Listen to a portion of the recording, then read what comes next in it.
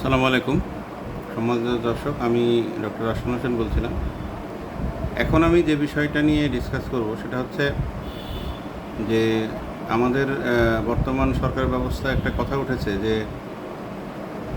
ভূমি ব্যবস্থাপনা যেটা আছে, মানে ভূমি সংক্রান্ত যে দুর্নীতি, সেটা কিভাবে সমাধান করা যায়। সাধারণভাবে ভূমির যে বিষয়টা, এটা বেশিরভাগই পলিটিক্যাল। যে যখন দেখা যায় যে বিগত সরকারগুলোতে যখন যে পলিটিক্যাল পার্টিগুলো এসছে, সেই পলিটিক্যাল পার্টিগুলোরই একটা উইং, তাদের মেইন কাজটাই থাকে হচ্ছে এই বিভিন্ন ধরনের জমি কেনা বেচা।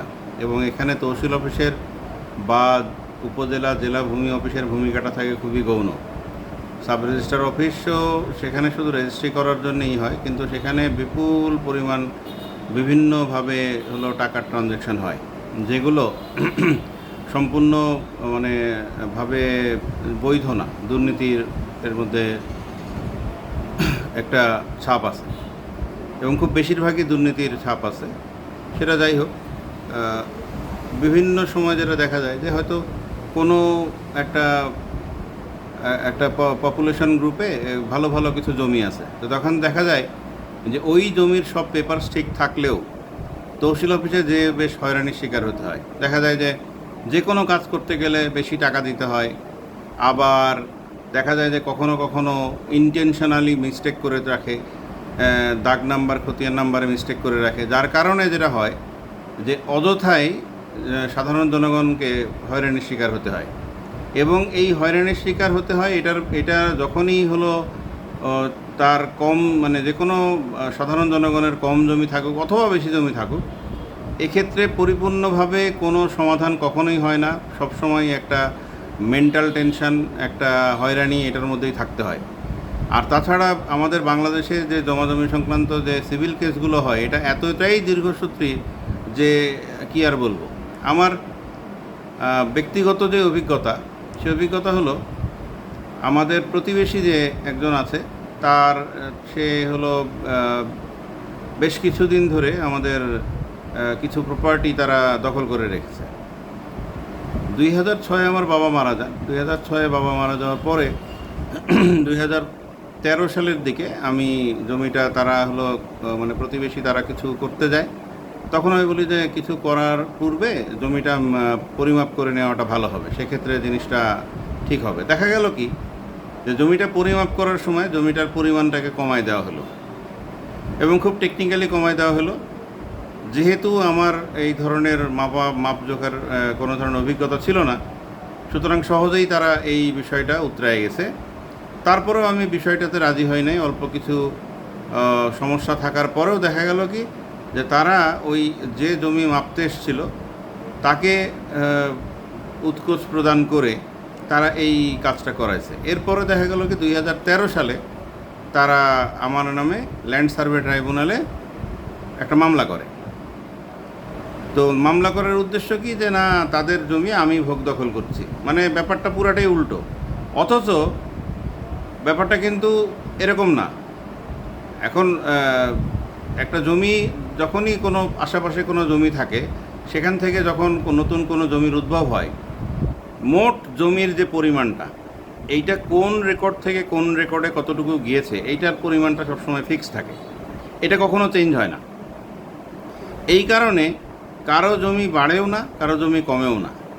কিন্তু এই ব্রিটিশ আমলের একটা আইন ছিল যে কোনো জমি যাতে ফাঁকা না থাকে, সেই জন্যে যে একটা আইন করে রাখছিল। সেই আইনটার ধারা আমার জানা নেই, তবে আইনটা ছিল এরকম যে 12 বছরের অধিক যদি কেউ জমি দখল করে রাখে এবং সেইটা যদি নিজের নামে করে নিতে চায়, তাহলে তার আইনি একটা অ্যাডভান্টেজ থাকে, সে সেটা নিজের নামে করে নিতে পারে। তো সেই কারণে বাংলাদেশে যেহেতু পেশি শক্তি, লাঠির জোর, মাস্তানি, তারপরে রাজনৈতিক মদদে এই ঘটনাগুলো ঘটে, সেজন্য দেখা যায় যে অনেক ক্ষেত্রেই জমি জবরদখল করায় একটা ঘটনা ঘটে। আচ্ছা, এই যখন আমার নামে যখন মামলা করলো, মামলা করার পরপরই তারা তহসিল অফিসের যেহেতু তাদের চলাফেরা বেশি ছিল, এই জন্যে তারা তহসিল অফিসে পেপারসের কিছু ঝামেলা করে। কি সেটা হচ্ছে যে খতিয়ান নাম্বারটা ছিল এসএ খতিয়ান নাম্বার, সেই এসএ খতিয়ান নাম্বারটা তারা তাদেরকে পয়সা দিয়ে চেঞ্জ করে ফেলে। এবং এইটা আমি তৎক্ষণিক বুঝতে পারি নাই। অনেকেই আমরা আমাদের মতো সাধারণ মানুষ যারা আছে তারা বুঝতে পারেন না। এবং পরবর্তী পর্যায়ে যখন ভূমি ডিজিটালাইজেশন হয়েছে, ভূমি ডিজিটালাইজেশন হওয়ার পরে দেখা গেল কি, তখন আমি ব্যাপারটা বুঝতে পেরেছি। এবং এইটা বুঝতে পেরেছি মোটামুটিভাবে ঘটনা ঘটার প্রায় 5 থেকে 6 বছর পরে। এই বোঝার পরে যেটা হলো, আমি যখন ডিজিটালাইজেশনের খাজনা দিতে গেলাম, আমি খাজনা দিতে পারলাম না এবং আমাকে জানানো হলো যে এই জমিটা পরিত্যক্ত হয়েছে। তো দেখা যায় যে 2021 সালেও আমি লাস্ট খাজনা দিয়েছি আমার এই নামজারি 2017-16-17-তে করার পরে, এবং 2022 সালে আমি জমি ডিজিটালাইজেশন করি। কিন্তু এত কিছুর পরেও যে দেখি যে আমার মায়ের নাম চেঞ্জ হয়ে গেছে, এক খতিয়ানের জমি আর এক খতিয়ানে চলে গেছে, মানে বিশাল একটা সমস্যা। পরবর্তী পর্যায়ে যে জমি পরিত্যক্ত কেন হলো এটা জানতে চাইলে আমাকে বলা হয় যে অমুক একটা কেস আছে, সেই কেসের রায়ের কারণে এই জমিটা পরিত্যক্ত। আমি বললাম যে এখানে তো খতিয়ানটাই বাড়ির খতিয়ান যেটা, সেটাই চেঞ্জ করে দেয়া আছে, তো এটা তো আমার খতিয়ান নাম্বার না, আমার যে জমির যে পেপারস আছে সেটার খতিয়ান নাম্বার এটা না। তারপরেও তারা এটা তো করলোই না। অবশেষে জিআরএস যেটা আছে সেই জিআরএসে আমি কমপ্লেন করি। এসিল্যান্ড অফিসে 2বার শুনানি হয়। 2বার শুনানি হওয়ার পরেও আমি কোনো সমাধান পাইনি। এবং দেখা গেল যে কেসটা প্রতিবেশী ওরা দীর্ঘদিন খাজনা দেয়নি, প্রায় 38-39 বছরে খাজনা দেয়নি পৌরসভার ভিতরে জমি, যার কারণে ওদের জমি খাস হয়ে গেছে। ওদের একটা খতিয়ান আমার খতিয়ান দেখায় আমার জমিকে তারা খাস বলতেছে, এবং এটা চরমভাবে দুর্নীতি একটা বিষয়, এটা জালিয়াতি সরাসরি। এবং বাড়ির পিছনের জমির যে খতিয়ান সেটার নাম্বার একটা ডিজিট চেঞ্জ করে দিয়ে সেটাকে ওই একই এর মধ্যে ফেলে এখন আমি আর আমার বাড়ির জমি এবং বাড়ির পিছনে যে যতটুকু জমি আছে এটার আমি আর খাজনা দিতে পারতেছি না। 2023 সালে আমি এটা চেষ্টা করেছিলাম এবং তখন দেখি, এবং আমার মায়ের নামও যেহেতু চেঞ্জ করা হয়েছে, এক খতিয়ানে জমি ওরে অন্য খতিয়ানে দেওয়া হয়েছে। আমি এই বিষয়টা সরাসরি ভূমিমন্ত্রীর কাছে, বিগত যে ভূমিমন্ত্রী আছে তার কাছে আমি ইমেল করার প্রেক্ষিতে খতিয়ানের জমি খতিয়ানে গেল, এবং যে আমার মায়ের নামটা এটা ঠিক হয়ে গেল। কিন্তু এখানে যে 14 আনা 2 আনা যে ভাগ হয় সেইটা আবার হলো না, এটা 50-50 ভাগ করে রেখে দিল, যেটা একটা আইনগত ব্যাপার, যেটা কখনোই সঠিক নয়। হ্যাঁ, কারণ এইটা যেভাবে ইসলামী শরীয়ত অনুযায়ী যেভাবে ভাগ হয় সেভাবে ভাগ হওয়ার কথা, কিন্তু সেখানে দেখলাম যে এটা এইভাবে ভাগ হওয়া নেই। এর পরবর্তী পর্যায়ে আমাকে বলা হলো যে আপনি মামলা করেন। তার মানে এই যে যারা আমার নামে এলএসটি মামলা করেছিল তারা এই তহসিল অফিসে এই দুর্নীতিটা করে, এবং সেই দুর্নীতিটা করার পরে সেটার ভুক্তভোগী হলাম আমি। তারা এখনও জমিটা জোর করে দখল করে রাখছে। অ্যাডিশনালি যেটা হয়েছে যে আমাকে এখন নতুন আর একটা ঝামেলা ফেস করতে হবে, এবং এটা মামলা করতে হবে। মামলা করার পরে তারপরে আমাকে এটার সমাধান পেতে হবে। পাওয়ার পরে আমি এদের যে তারা যে এলএসটি কেস করছিল সেটার যে রায় আমি পেয়েছি আমার পক্ষে, তাদের কেসটা খারিজ হয়ে গেছে এবং 2021 সালে আমার পক্ষে রায় হয়। এই 2021 সালের রায়টা নিয়ে এখন আমাকে আরও 5 বছর না 10 বছর লড়তে হবে, আমি জানি না। এই লড়ার পরে এবং এই পেপারসের এইটা ঠিক করার পরে তারপরে আমি আমার বেদখলি জমিটা দখল পাবো। তার মানে কি? তার মানে অন্যায় যে করতেছে জমি দখল করে, সে দখল করেই থাকবে, করেই যাবে, সে ভোগ দখল করেই যাবে। আর যারা জমির আসল হকদার, তারা জমির হক থেকে বঞ্চিত হবে। এবং দেখা যায় যে যারা এই ধরনের কর্মকাণ্ড করতেছে তাদের টুপি দাড়ি জুব্বা, অনেক সময় দেখা যায় যে অনেক ঠাকুর আছে, অনেক সময় মানে সোজা কথা ধর্মীয় লেবাসে, যে কোনো ধরনেরই হোক না কেন, এরা ধর্মীয় লেবাসে এই ধরনের ঘটনাগুলো ঘটায়। কিন্তু এই যে এই প্রবলেমটা যে এইটাতে আমরা হয়রানি হচ্ছি, এটার যে একটা সমাধান আছে, এই সমাধানটা আমরা কখনো প্রপোজ করি না বা কখনো এইটা করতে চাই না। কেননা যারা দুর্নীতিগ্রস্ত বা যারা এই ধরনের জমি সংক্রান্ত সমস্যা সৃষ্টি করে এবং উকিলদের পকেট ভরে, যারা তাদের এই যে বিষয়টা এইটা থেকে তারা বেরোতে চায় না। বাংলাদেশে জমি সংক্রান্ত লক্ষ লক্ষ কেস আছে এবং এটা কখনো সমাধান হচ্ছে না। আজকে ডেট পড়তেছে, 3 মাস পরে আবার ডেট পড়তেছে, আবার 2 মাস পরে ডেট পড়তেছে। মানে এখানের ব্যাপারটা এরকম যে যারা বাদী বিবাদী তারা ঘুরতেছে কিন্তু কোনো সমাধান পাচ্ছে না। কিন্তু নতুন ভূমি আইন যেটা হয়েছে, সেই ভূমি আইনে দেখা আছে দলিলদার জমিদার। আচ্ছা, এই দলিলদার জমিদার, এখানে আমি যখন নির্বাহী ম্যাজিস্ট্রেটের সাথে কথা বলেছি, তখন এতটুকু বুঝছি যে তাদের কাছে ঠিক কিভাবে তারা এইটা এক্সিকিউট করবে সে ধরনের কোনো নির্দেশনা আসেনি, যে যার কারণে দলিলদার জমিদার হিসাবে জমিটা মেপে তারা দখল করে দেবে। সুতরাং এখানে একটা সমস্যা থেকে যাচ্ছে। এই সমস্যাটা ওভারকাম হওয়া তখনই সম্ভব যদি আমরা একটা স্ট্র্যাটেজি ব্যবহার করি। আচ্ছা, এইটা স্ট্র্যাটেজিটার কথা পরে বলছি। যেটা হয় যে সাধারণত পলিটিক্যালি যারা অ্যাফিলিয়েটেড হয় তারা যেটা করে, তারা কোনোভাবেই কোনো জমি বিক্রি, কোনো ভাড়ার এগ্রিমেন্ট, যে কোনো কিছু করতে গেলে তারা মধ্যস্থতা করে এবং তারাই দেখা যায় মধ্যস্থতাভোগী হয়। এখানে তহসিল অফিস বা উপজেলা ভূমি অফিস বা জেলা ভূমি অফিসের কোনো ভূমিকা থাকে না, বা থাকলেও সেটা থাকে বিহাইন্ড দ্য সিন। এবং দেখা যায় যে এই ধরনের পলিটিসাইজ লোকজন যারা আছে তারা সরাসরি মানে ক্রেতা বিক্রেতার সাথে বা চুক্তি যাদের সাথে হবে, জমি কেনা বেচা বা ভাড়ার চুক্তি হবে, তাদের মধ্যস্থতা করে। এবং দেখা যায় যে তারা যে বিক্রেতা সে বিক্রি করতে যাবে, সেটাতে সরকারি রেট যদি একটা থাকে, তার থেকে হয়তো কিছু বেশি দামে সে বিক্রি করতে পারে।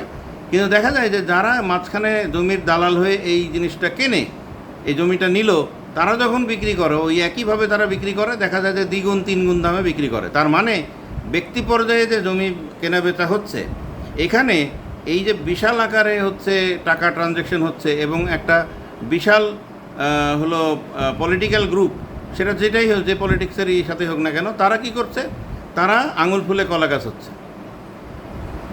তারা প্রত্যেকটা জেলাতে, প্রত্যেকটা উপজেলাতে এই ধরনের গ্রুপ আছে এবং এদের একটা পিরামিড হেড আছে, এরা একদম হায়ারার্কি একজন আছে, সেই বিষয়টা নজরদারি করে এবং দেখা যায় যে তারা বিভিন্নভাবে এই টাকার ভাগাভাগিগুলো করে নেয়।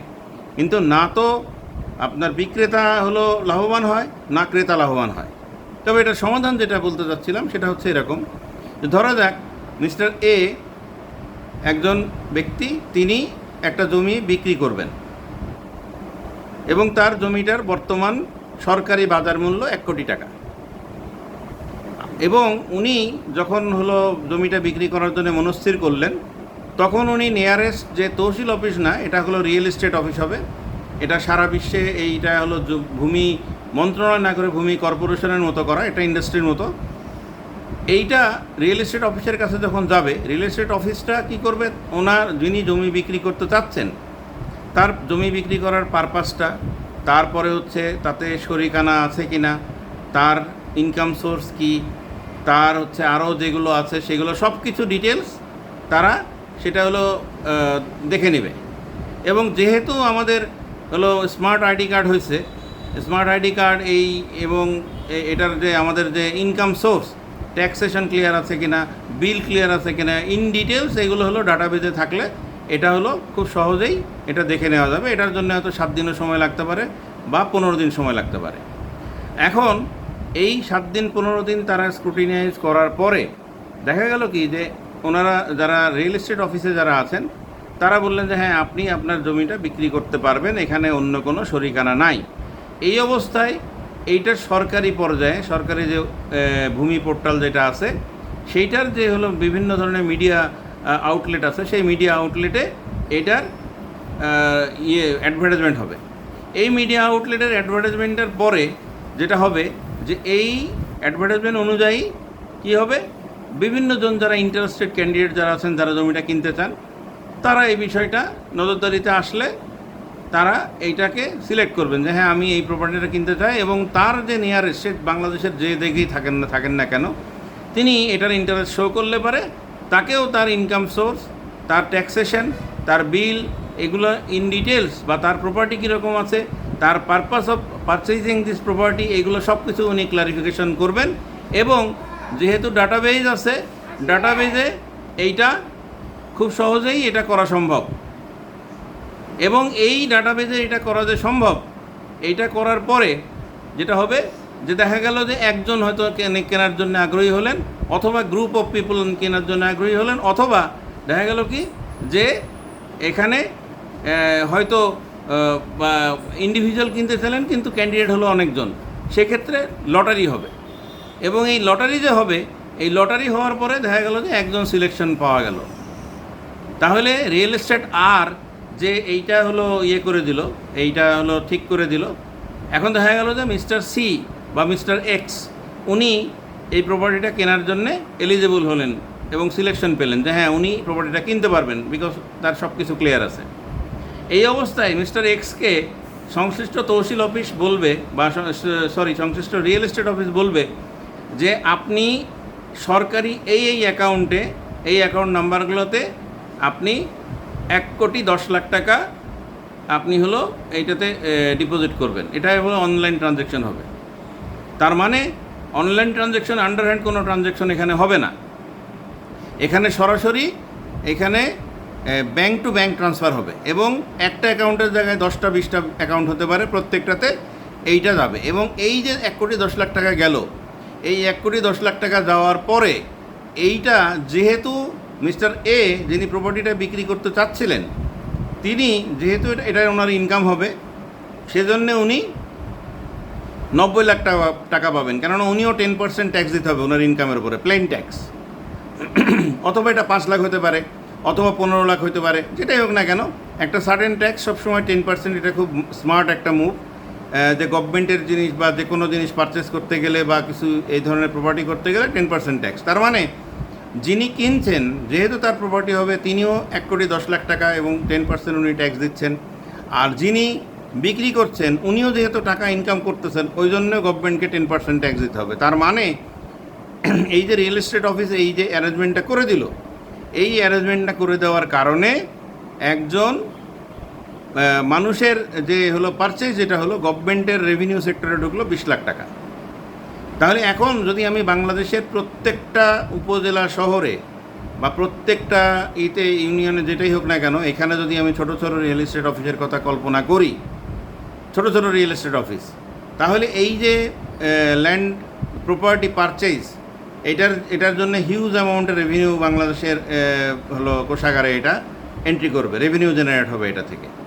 এবং এই যে রেভিনিউটা, এটা এরকমও হতে পারে যে এছাড়া মানে এই রেভিনিউটা তো থাকলোই, এছাড়া রেন্টাল এগ্রিমেন্টের ক্ষেত্রেও যেটা দেখা যায় যে বর্তমানে এটা ট্রেন্ড হয়ে গেছে যে ভাড়াটিয়া যারা ভাড়া নেয় তারা সবসময় কী করে, তারা সবসময় এই ভাড়ার উপরে তারা হচ্ছে একটা ইয়ে করে, একটা মানে এমনভাবে প্রসেস করে চুক্তি করার সময়, এমনভাবে পেপার তৈরি করে, দেখা যায় তারা একসময় তারা প্রপার্টিটা ক্লেম করে বসে থাকে।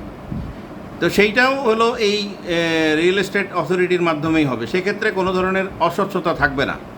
এবং এই পদ্ধতিটার অ্যাডভান্টেজটা হচ্ছে এইটাই যে রেভিনিউ জেনারেট তো হলোই, ভাড়া যারা নিচ্ছে বা ভাড়া যারা দিচ্ছে তাদের ক্ষেত্রেও একটা ট্যাক্স দেওয়ার, প্লেইন একটা ট্যাক্স 5% 10% ট্যাক্স দেওয়ার একটা ব্যাপার থাকবে এবং 1 বছর পর পর চুক্তি নবায়ন করতে হবে।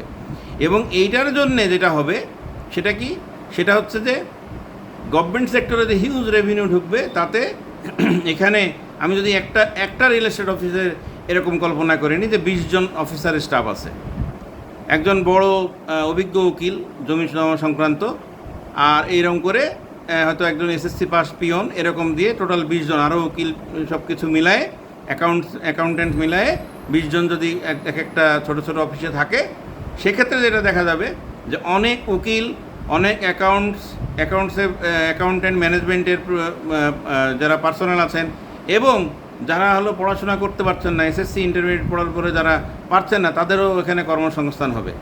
এবং এই কর্মসংস্থানের ক্ষেত্রে এখন আমি যদি কল্পনা করি যে বাংলাদেশে 40,000 হয়তো এরকম রিয়েল এস্টেট অফিস আছে, তাহলে এখান থেকে 40,000 50,000 কোটি টাকা রেভিনিউ জেনারেট হওয়া খুব একটা কঠিন বিষয় নয়। এবং সেক্ষেত্রে যেটা হবে যে এই ক্ষেত্রে এই রেভিনিউ থেকে যদি 5% ইনসেন্টিভ বোনাস হিসাবে যারা কাজ করতেছে তাদের যদি দেওয়া যায়, তাহলে সোসাইটির ভিতরে যে সুপার আপার ক্লাস আর সুপার লোয়ার ক্লাস যেটা গড়ে উঠেছে, এদের যে গ্যাপটা, এদের যে সোসাইটি যে গ্যাপ, মধ্যবিত্ত যে একদমই প্রায় অ্যাবলিশ হওয়ার পথে, এই জিনিসটা থেকে আস্তে আস্তে সোসাইটি রক্ষা পাবে। কেননা মধ্যবিত্ত যারা আছে তারাই কিন্তু ব্যালেন্সিং করে সোসাইটিটাকে। সুতরাং এখানে যার আছে, সে যখন কোনো প্রপার্টি পারচেজ, একজন বড় যার বিত্ত রয়েছে, সে যখন একটা প্রপার্টি কিনতে যাবে, সেও যেমন জানে যে এখানে সব কিছু নজরদারিতে আছে সরকারের, হ্যাঁ, বা একটা মানে একটা রেগুলেশনের মধ্যে আছে। আবার যে হচ্ছে একদম পিয়ন যে, সেও তো তার হচ্ছে জীবন খুব ভালো করে যাপন করতে চাইবে, তাহলে সেক্ষেত্রেও সে তার জীবনযাপন খুব সুন্দরভাবে করতে পারবে। এবং এই পদ্ধতিটা যাতে অ্যাডাপ্টেড হয় এবং এইটার ব্যাপারে আরও ধরনের ডিসকাশন যারা আইনজীবী রয়েছেন তাদের মাধ্যমে এটা হতে পারে। তবে এটা যদি হয় তাহলে কোনো কোনো ব্যক্তি পর্যায়ে জমি জমা সংক্রান্ত কোনো কেস থাকবে না, এবং যে কেসগুলো রয়েছে বা জমি জমা সংক্রান্ত বিষয়ে একজন আর একজনের জমি যে হলো জোর করে দখল করতেছে, এই ধরনের ঘটনাগুলো ঘটবে না। কেননা মানে সহজ কথা হচ্ছে, আমি সরকারের কাছে জমি বিক্রি করছি, সরকারের কাছ থেকে জমি কিনতেছি, এবং কেনার পরেই সেটা কেবলমাত্র আমার হচ্ছে। কিন্তু আমি যখন আবার আমার প্রপার্টিটা হলো কোনো জায়গায় বিক্রি করতে যাব, তখন আমি সরাসরি কোনো ব্যক্তি পর্যায়ে বিক্রি করতে পারবো না, বা সরাসরি ব্যক্তি পর্যায়ে ভাড়া দিতে পারবো না, এবং এটার মিডিয়া হবে হলো সরকার। তাহলে এইভাবে যদি একটা ভূমি ব্যবস্থাপনা সিস্টেম আমরা যদি এখন সংস্কার করে নিই, তাহলে ভবিষ্যতে আমার ভাইকে বা আমার প্রতিবেশীকে বা আমার কোনো আত্মীয়কে জমির জন্য আমি খুন করতে যাব না, বা তাকে আমি লাঠি মারতে যাব না, বা তাকে আমি আঘাত করতে যাব না, তাকে আমি কটু কথা বলবো না, এরকম ধরনের একটা সিনারিও তৈরি হবে। এবং আমার মনে হয় যে এই ধরনের বিষয়টা যদি যারা আইন সংক্রান্ত বিষয় বোঝেন তারা যদি এই বিষয়টা পরিগণিত করেন, এই বিষয়টা যদি আমলে নেন, তাহলে সেক্ষেত্রে বাংলাদেশের এই ভূমি সংক্রান্ত যে সংকট যেটা উদ্ভব হয়েছে, হ্যাঁ, এটা হলো কিছুটা হলেও নিরসন হবে। এছাড়াও আরও যে বিষয়টা রয়েছে যে যখন কোনো ব্যক্তি পর্যায়ে কেউ জমি কিনবে, সে জমিটার শ্রেণী পরিবর্তন করতে পারবে না। কেননা মানুষের প্রবণতা আছে মাঠান জমি কিনে সেখানে বাড়ি করা। বাংলাদেশ খুব ছোট একটা দেশ, এই দেশে মাঠান জমি যদি কমতে থাকে তাহলে কৃষি জমি কিন্তু কমবে। কৃষি জমি যদি কমে তাহলে ফসলাদি উৎপাদন কমে যাবে। তো মানুষ কি তখনই হলো কেবলমাত্র থামবে যে যখন সব জমিতে বাড়ি ঘর করে ফেলবে আর খাওয়ার জন্যে কোনো ধরনের ফসল থাকবে না? যদিও সে ধরনের সময় হয়তো বাংলাদেশে কখনোই আসবে না, কিন্তু তারপরেও অধিক বাড়িঘর আর তারা যখন করবে তাদের প্রত্যেকেরই তো পয়সা থাকবে দেখে তারা বাড়িঘর করবে। তখন কি তারা এইটা উপলব্ধি করতে পারবে যে টাকা কামড়ায় খাওয়া যায় না? ধন্যবাদ সবাইকে।